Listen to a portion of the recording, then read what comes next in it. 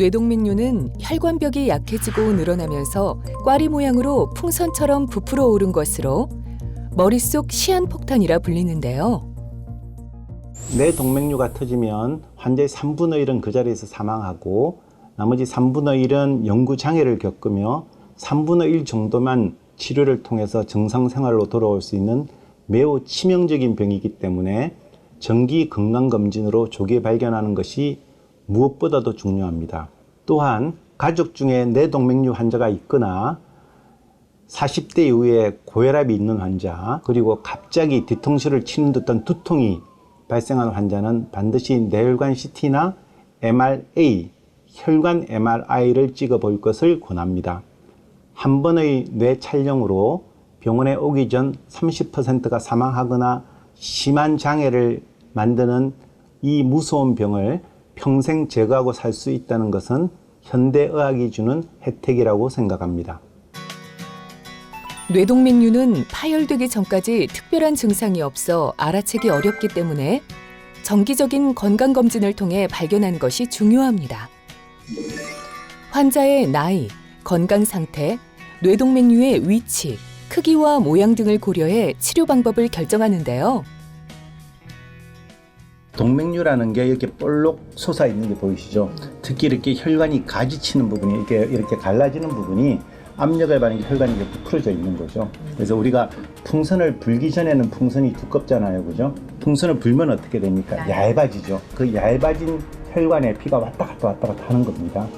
그러다가 갑자기 혈압이 높아지거나 어떤 충격을 받을 때 그때 이게 빵 터지는 겁니다. 그래서 아무 증상이 없다가 터지는 순간 갑자기 망치로 맞는 듯한 심한 두통이 오든지 아니면 두통이 오면서 쓰러지든지 이렇게 해서 병원에 오게 됩니다. 굉장히 운이 좋게 아직 터지지 않은 상태에서 발견을 한 겁니다. 그래서 이거는 치료의 목적은 앞으로 이게 터지지 않게 뇌동맥류가 파열되지 않게 치료를 하는 겁니다. 뇌동맥류를 확인한 후 치료 방법을 결정하는 데 가장 좋은 검사 방법은 바로 뇌혈관 조영술입니다. 뇌혈관 조영술은 허벅지에 있는 혈관을 통해서 뇌혈관까지 카테터를 넣어서 그 카테터를 통해서 약물을 투여한 후 뇌혈관의 3차원 영상을 만들어 혈관의 상태를 확인하는 검사법입니다. 뇌혈관 조영술 결과에 따라서 코일 색전술이 필요한지 아니면 수술이 필요한지 아니면 그냥 지켜봐도 될지를 결정하게 됩니다. 뇌동맥류를 파열 전에 발견하여 치료하면 95% 이상에서 좋은 결과를 얻을 수 있습니다. 뇌동맥류 진단을 받으면 뇌동맥류 파열을 막기 위한 치료는 뇌동맥류의 위치나 모양, 크기, 그리고 환자의 혈관 상태에 따라서 주로 클립 결찰술이나 코일 색전술로 치료를 하게 됩니다. 클립 결찰술은 머리의 관자놀이 부위 두개골을 열고 미세 현미경을 이용해 뇌동맥류에 접근한 다음 클립 같은 고정핀으로 뇌동맥류를 묶어주는 수술입니다. 정상적인 뇌를 직접 파헤치면서 수술하는 것이 아니라 뇌 사이에 공간이 있는데 그 공간에서 뇌동맥류를 치료하는 수술입니다. 그래서 혈관과 부풀어 오른 뇌동맥류의 모습이 제각기 다르기에 적합한 클립도 천차만별이라 뇌 손상을 주지 않고 뇌동맥류를 클립하는 데서는 수술 경험이 많은 숙련된 의료진이 수술을 해야 합니다. 비파열 뇌동맥류 환자의 경우는 수술 후 약 4일에서 5일 이후에 퇴원 가능하며 이후 바로 일상생활이 가능합니다. 코일 색전술은 머리를 절개하지 않고 사타구니에 있는 대퇴동맥을 통해서 카테터를 뇌동맥류 안으로 삽입하고 1mm 이하의 아주 가느다란 백근 코일을 채워서 뇌동맥류의 파열을 막는 시술입니다. 이는 뇌동맥류 내로 피가 들어가지 않게 함으로써 팽창하고 터지는 것을 막는 것입니다. 코일 색전술은 머리를 직접 절개하지 않아 회복이 매우 빨라 비파열성 뇌동맥류 환자의 경우는 수술 후 약 하루나 이틀 후에 퇴원하여 일상생활로 복귀할 수 있는 장점이 있습니다. 아직 정확한 원인은 밝혀지지 않았습니다. 다만 뇌동맥류의 가족력이 있다든지 평소 술, 담배를 즐겨하거나 특히 담배가 뇌동맥류에 매우 나쁘다고 되어 있습니다.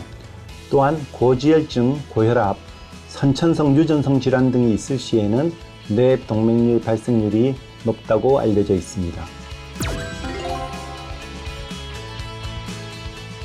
비파열시는 대부분 무증상입니다. 보통 파열시 인생에서 처음 겪어보는 듯한 망치로 맞는 듯한 심한 두통이 생깁니다.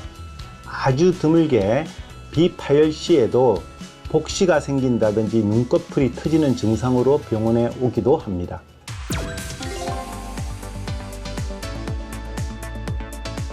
치료의 성공률은 보통 95% 이상 됩니다. 수술이 잘 되는 경우는 퇴원 후 바로 일상생활이 가능합니다.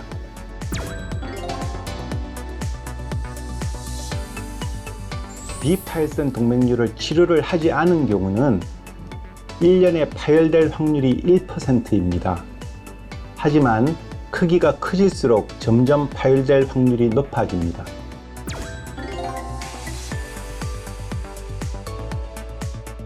드물지만 재발 가능성이 있고 또 다른 부위에 새롭게 뇌동맥류가 발생할 수 있기 때문에 정기적으로 병원을 방문하여 검사를 받아야 합니다.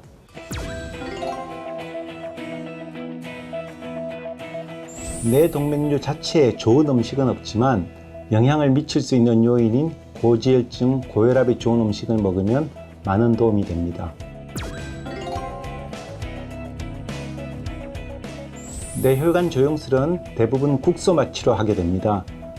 뇌혈관 조영술 이후 충분히 계획을 한 후에 전신마취로 치료를 하게 되므로 검사와 치료를 한 번에 하지는 않습니다.